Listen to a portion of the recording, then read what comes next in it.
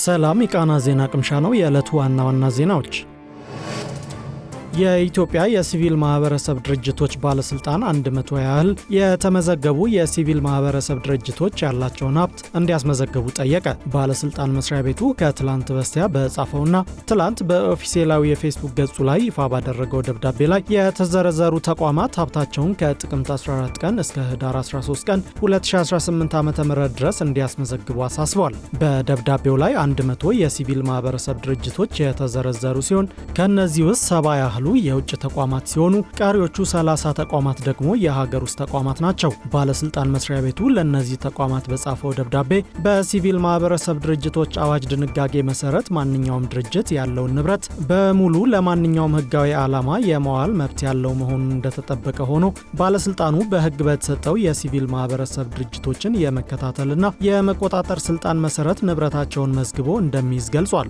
ይህም በህዝብ ስም የሚሰበሰብ ሀብት ለህዝብ ዓላማ መዋሉን የማረጋገጥ ግዴታ ያለበት በመሆኑ እንደሆነ እንዲሁም በዘርፉ እንደ ሀገር ምን ያህል ንብረት እንዳለ ጥቅል መረጃ ባለመኖሩ ይህንን መረጃ ለማሰባሰብና ለማጠናከር ይረዳ ዘንድ በማስፈለጉ እንደሆነ አስነብቧል። በመሆኑም እነዚህ የተመዘገቡ 100 የሲቪል ማህበረሰብ ድርጅቶች በፌስቡክ ገጹ ላይ በተቀመጠው መሙያ ቅጽ መሰረት ያላቸውን ሀብት በመመዝገብና በሚመለከተው የድርጅቱ ዳይሬክተር በማረጋገጥ በደብዳቤው ላይ በተጠቀሰው የባለስልጣኑ የኢሜል አድራሻ እንዲሁም በወረቀት ወይንም በሃርድ ኮፒ ከጥቅምት 14 ቀን እስከ ህዳር 13 ቀን 2018 ዓ.ም ድረስ እንዲልኩለት አሳስቧል። በታንዛኒያ ለ3 ቀናት በዘለቀ የምርጫ ተቃውሞ 700 ገደማ ሰዎች መገደላቸውን ተቃዋሚው ቻዴማ ፓርቲ ገለጸ። ተቃዋሚዎቹ ዛሬ ወደ ኢኮኖሚ ዋና ከተማ ዳሬ ሰላም እየተመሙ መሆናቸውንም የፓርቲው ቃል አቀባይ ጆን ኪቶካ ለአዣንስ ፍራንስ ፕሬስ ተናግረዋል። ቃል አቀባዩ በዳሬ ሰላም የሟቾች አሃዝ ወደ 350 እንደሚጠጋ እንዲሁም በሉዋንዛ ከተማ የተገደሉ ሰዎች ቁጥር ደግሞ 200 ገደማ እንደሆነ ጠቁመዋል። አክለውም በሌሎች የሀገሪቱ አካባቢዎች የተገደሉ ሰዎች ሲጨመር የሟቾች አሃዝ ወደ 700 ገደማ እንደሚደርስ ለፈረንሳዩ የዜና ወኪል ተናግረዋል። ኪቶካ ይፋ ያደረጉት የሟቾች ቁጥር በሆስፒታሎችና በጤና ክሊኒኮች የፓርቲው አባላት እየዞሩ በመቁጠር ያረጋገጡት እንደሆነም አክለው ገልጸዋል። የሀገሪቱ የጸጥታ ምንጮች በተቃውሞ የሞቱ ሰዎችን በተመለከተ ተመሳሳይ ቁጥር እየሰሙ እንደሆነና ይህም አሃዝ በታንዛኒያ ብሔራዊ ጦር ውስጥ መሰራጨቱን ለአዣንስ ፍራንስ ፕሬስ ተናግረዋል። አምነስቲ ኢንተርናሽናል ደግሞ በትንሹ 100 ሰዎች መሞታቸውን መረጃ ደርሶኛል ብሏል። በርካታ ሆስፒታሎችና የጤና ክሊኒኮች ስለ ጉዳዩ ከኤኤፍፒ ማብራሪያ ሲጠየቁ ለመናገር እንደፈሩም ዘገባው አክሏል። ኪቶካ ተቃዋሚዎችን መግደልና የፖሊስ ጭካኔ ይቁም፣ መንግስት የህዝብን ፍላጎት ያክብር ሲል መልእክቱን ለሳሚያ ሱሉ ሐሰን መንግስት አስተላልፏል። ምንም አይነት ምርጫ የለም ነበር ያለው ኪቶካ ለነጻና ፍትሐዊ ምርጫ መንገድ የሚጠርግ የሽግግር መንግስት ያስፈልገናል ሲል አክሏል። በታንዛኒያ ከትላንት በስቲያ የተደረገውን ምርጫ ተከትሎ በተቃዋሚዎችና በጸጥታ ኃይሎች መካከል ግጭት መነሳቱ ይታወሳል። ይህንን ተከትሎ በሀገሪቱ የኢንተርኔት አገልግሎት ተቋርጧል። የሀገሪቱ ፕሬዝዳንት ሳሚያ ሱሉ ሐሰንን በምርጫው ይገዳደራሉ ተብለው የተገመቱ የተፎካካሪ ፓርቲ እጩዎች መታሰራቸውን አሊያም ከምርጫው ገለል እንዲሉ መደረጋቸውንም ዘገባው አስታውሷል። ዜናው እስከተጠናቀረበት ሰዓት ድረስ ያለው መረጃ ይህ ነው።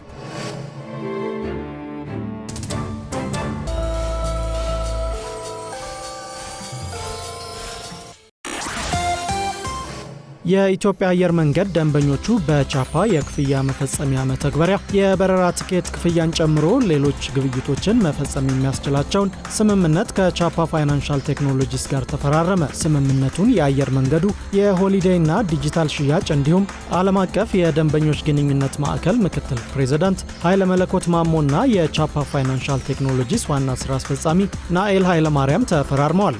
በተቋማቱ መካከል የተደረሰው ስምምነት የኢትዮጵያ አየር መንገድ ደንበኞች በቻፓ መተግበሪያ አማካኝነት የበረራ ቲኬት ሽያጭን ጨምሮ ሌሎች ግብይቶችን በዲጂታል አማራጭ መጠቀም እንደሚያስችላቸው ተገልጿል። አየር መንገዱ የደንበኞች አገልግሎትን ለማዘመን በርካታ ስራዎችን እየሰራ እንደሚገኝ የገለጹት ኃይለ መለኮት ሀገር በቀል ቴክኖሎጂው ከሆነው ቻፓ ጋር የተደረገው ስምምነት የሀገር ውስጥና የውጭ ደንበኞችን የኦንላይን የክፍያ ስርዓት ይበልጥ ምቹና ቀልጣፋ እንደሚያደርግ ጠቁመዋል።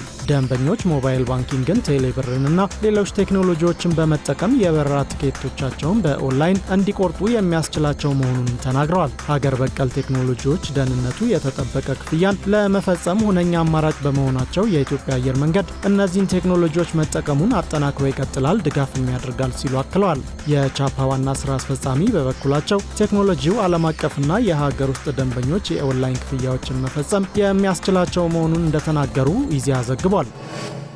የኢትዮጵያ የክፍያ መንገዶች ኢንተርፕራይዝ በ2018 በጀት ዓመት የመጀመሪያዎቹ 3 ወራት ከግብር በፊት 371.9 ሚሊዮን ብር ትርፍ ማግኘቱን አስታወቀ። የተገኘው ትርፍም የዕቅዱን 107.95 በመቶ አፈጻጸም የተመዘገበበት መሆኑ ተገልጿል። ኢንተርፕራይዙ አፈጻጸሙን ያስታወቀው የ2018 መጀመሪያ ሩብ የበጀት ዓመት አፈጻጸም ሪፖርቱን አስመልክቶ ትላንት በፌስቡክ ገጹ ባወጣው መግለጫ ነው።